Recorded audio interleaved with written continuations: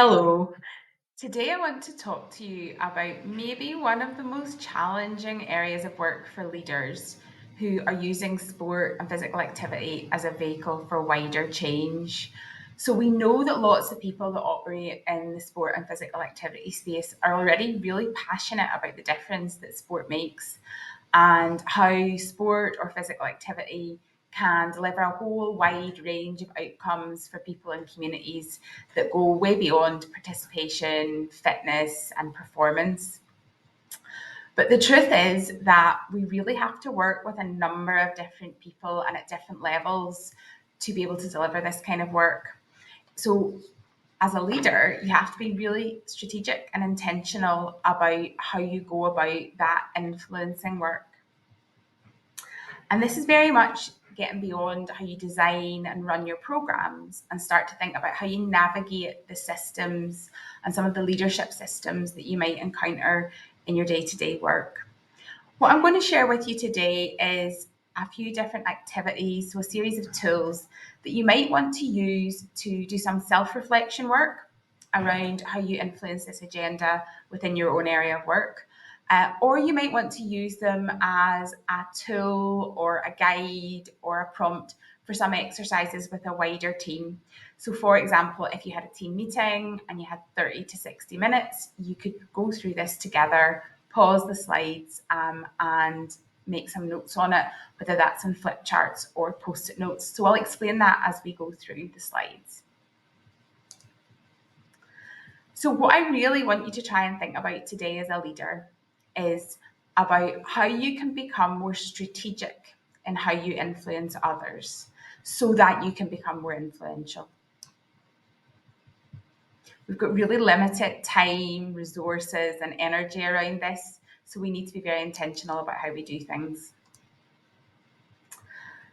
I wanted to talk to you about the idea, first of all, of spheres of influence. So, if I was working with someone on this or doing it as a team activity, I would probably get a big sheet of paper or a flip chart and either draw three concentric circles with core influence at the middle and then going right out through these four layers, or I might set up four sheets that with each of these as titles that people could jot things down around, maybe work in pairs and have conversations around it. So the first sphere that you want to map out and storm some ideas around is your core influence. So those are the things that you can already control to a degree in what you do. So that might be things like your program design and the delivery, some of the messaging that you're able to do when you're out and about or talking with other people, and also some of the people that you have a fair degree of influence or control over. So that might be what I would describe as your people, people in your team, the people within your area of business. Going beyond that, as a leader, you want to try and think about the next two levels. So the first of these is direct influence. So who you work with or influence directly that goes beyond your kind of key area of work. For most of you, that's going to be partners, whether existing ones or newer ones that you want to try and work with. It might be funders, for example, same again, new ones, existing ones. And it might even be your wider organisation. So if you're based in a local authority, for example, or if you're in a particular sport, thinking about your governing body or the club space that you operate within. And then we come on to indirect influence, and this can be a really helpful category to look at as well. So this is about thinking around who influences your influencers.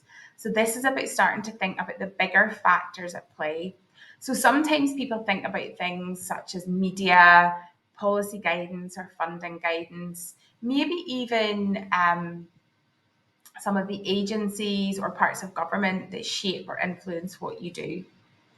And then there'll be a list of things that are what we might consider to be broader forces. So things that are really beyond our influence. So, for example, that might be things that affect the local community that you're trying to deliver change in. For example, the economic conditions that might impact on the outcomes that you're looking at or trying to deliver.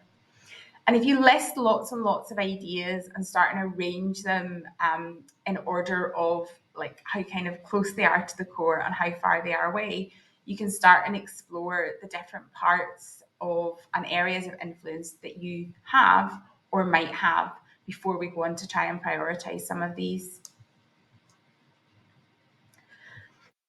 So the next stage then, once you've mapped things and explored things as widely as you can, is about trying to think about how you want to prioritize your influencing work.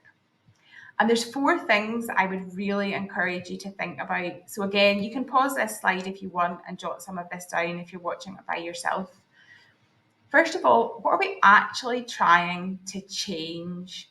So we often don't stop and think about that. We go out, meet lots of people, and aren't necessarily very intentional about what change we're trying to drive through our influencing work. So trying to be explicit about that can be a very helpful next step because it helps you take better decisions about what you do, who you focus on, and so on. The next question I think is really important is about who we want to work with. So here I'm asking you, who must believe in our cause? I don't think you should go for a really long list. So you might want to take account of the fact that there are people you already have on board. But there might be others that you feel you're not reaching. Traditionally, you find it difficult to reach. So who are those people? It's also really important to think about where you already hold influence. So you might have particular partners, allies within the system that give you opportunities to link in and connect with some of these other people that you want to influence or get on board. There also might be a range of things that you've mapped out that you consider really important, but you're going to accept that you don't have control over. So they're things to be aware of, to keep in the back of your mind, but they're not things that you're going to be able to develop some actions or activities around. You can actually use these 4 questions as 4 columns on an action plan as well, if that's helpful. And then the third thing I wanted to encourage you to do, now you've mapped things quite widely, you've thought about what your priorities might be. It's really about considering what action you might want to take. So we've talked about the who already, but who are those key people you want to influence in the next 6 to 12 months? Whether that's a personal agenda or whether that's something within your team or wider network that you want to take forward. I really want you to try and think about what they care most about and how you can align with this. So quite often people do this really well when they look at local priorities, agendas, local plans and so on, and how they can connect and align to those. And then you need to think about what you really want to do and be as specific about that as possible. So some of the things that work really well around changing lives, and we've heard consistently from some of the leaders that have been engaged in this work, is sharing human stories and impact. That has been a really key thing in getting different people on board. Being really clear about what your message is, and I would actually encourage you to think about what we might call a call to action. So being really specific as you talk to people about what you actually want them to do for you or with you. Sometimes we share the story and the impact and people are really impressed and they connect with the idea, but we don't move that onto a conversation about what we would like them to do with us or for us. It's also really important to think about how you begin to build relationships with some of the people you're trying to influence. So sometimes we have to do that foundational work, and we've heard this repeatedly as well, before we can ask people to help us with the things we want help with.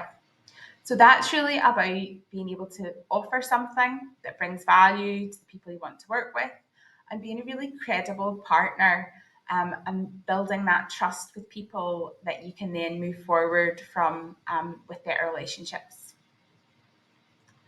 And then finally, you might want to do a little bit of work, and this can be particularly helpful with other people that you work alongside, to be clear about what your messages are that you're trying to land and about how you can amplify those and get them to bigger audiences and get them out into the world.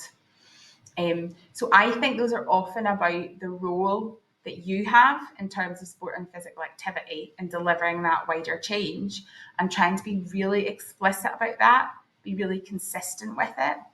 And by keep using the same language and the same messages, that starts to become quite embedded in how people think about you and your role. That's everything I wanted to share with you today. I hope it's been useful to you and those that you work with.